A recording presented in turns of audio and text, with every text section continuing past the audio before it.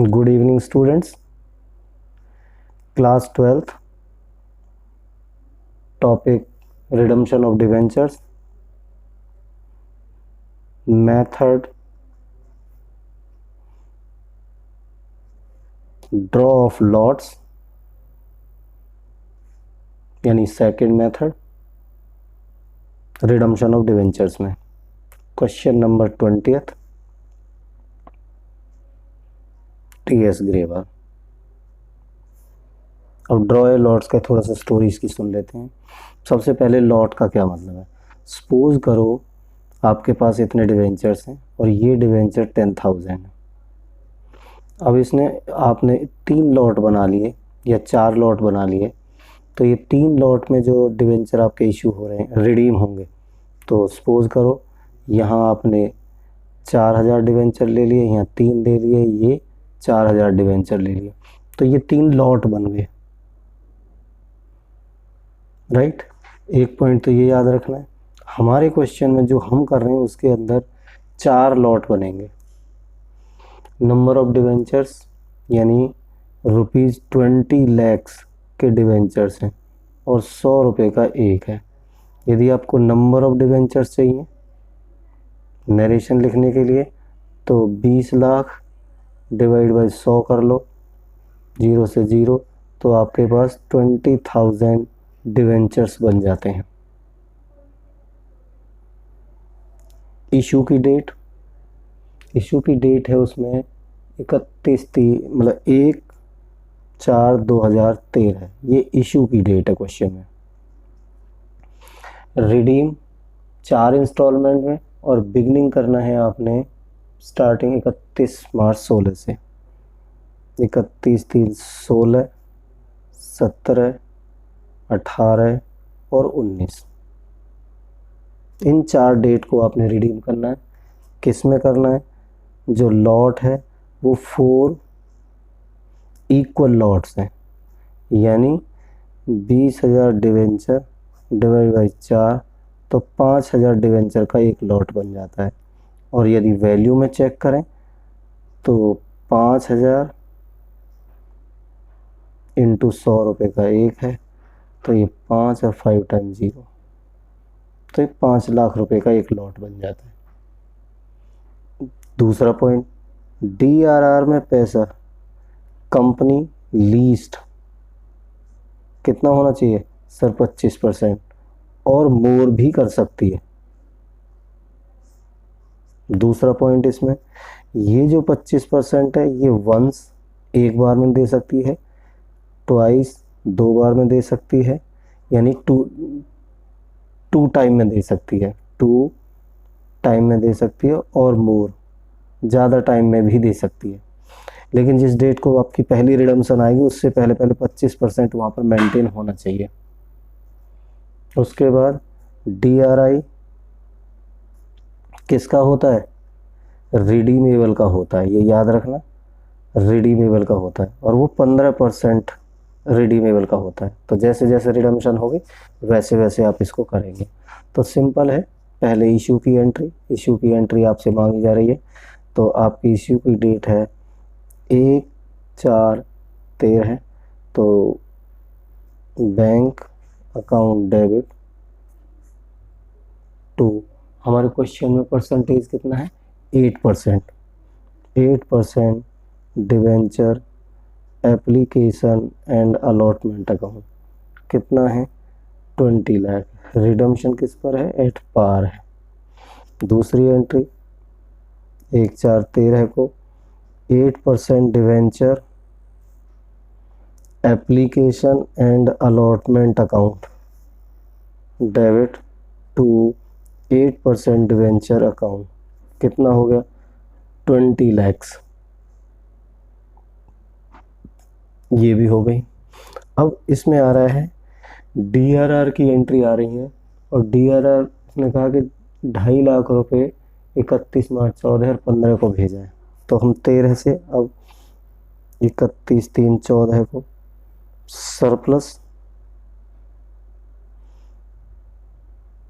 That is balance in statement of profit and loss account debit to DRR। 2.5 lakh रुपए ये हो गए, 2.5 लाख रुपए ये हो गए। उसके बाद 31/3/15 को surplus, that is balance in statement of profit and loss account debit to DRR। अगले 2.5 लाख रुपए ये हो गए। अब आपकी कंडीशन पूरी हो गई कि सर 20 लाख डिवेंचर है, 20 लाख डिवेंचर का जो 25% 5 लाख बनता है 2 किस्तों में उसने भेज दिया। वो भेज सकता है, एक बार में भेज सकता है, 2 में भेज सकता है और ज़्यादा भी उसमें भेज सकता है। अब हमारा आ गया ईयर ऑफ रिडम्पशन, और ईयर ऑफ रिडम्पशन में जितने डिवेंचर रिडीम होंगे उसके रिगार्डिंग ही हमारा DRI में पैसा जाएगा। तो हमारा स्टार्टिंग पॉइंट है, हमारा स्टार्टिंग पॉइंट क्वेश्चन में कहता है 31 मार्च 2016। तो तैयारी कब होगी? 30/4/2015 को। पैसे किस में जाएंगे? Debenture redemption investment account debit to bank. कैसे जाएंगे देखिए ध्यान से। कितना रिडीम कर रहे हो? सर 20 लाख रुपए का 4 इंस्टॉलमेंट है, तो एक इंस्टॉलमेंट 5 लाख की है, और 5 लाख का 15%, 15×5 75, तो कितना हो गया? 75,000। उसके बाद 31/3/16 को पहली रिडम्पशन आएगी, तो पहले bank account debit to debenture redemption investment 75,000। फिर किसकी एंट्री आएगी? सर ड्यू की एंट्री आएगी। सर 31/3/16 को 8% debentures account debit to debenture holders account. कितना जाएगा? 1/4, और वो कितना है? सर 5 लाख। ध्यान से देख लेना। उसके बाद 31/3/16 को आपकी debenture holders account debit to bank कितना है? सर 5 लाख रुपए। क्लियर? और 31/3/16 को DRR की जो एंट्री है, debenture redemption reserve account debit to general reserve account. वो कैसे? आपने DRR में कितना 2.5 करके 5 लाख रुपए भेजा है, तो आप 5 लाख का 1/4 यानी 1/4, तो आपका हो गया 1,25,000 आप उसमें डाल देंगे।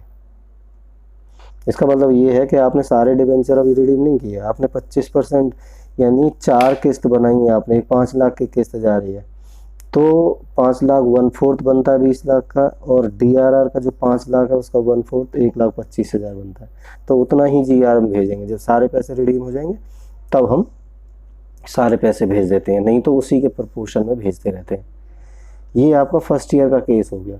सेम रेपिटेशन अब सेकेंड ईयर में, फोर्थ ईयर में आपने करनी है। ऐसे ही ये 1 साल हो गए, 3 साल और करना है। तो मैं दूसरे साल का और दिखा देता हूँ करके, तो फिर आपने आगे बढ़ना है क्वेश्चन को लेके। दूसरा साल मैं बना रहा हूँ, तीसरा और चौथा आप खुद बनाएंगे। तो अब हम आ गए 31/3 ये हमारा हो गया 31/3/16।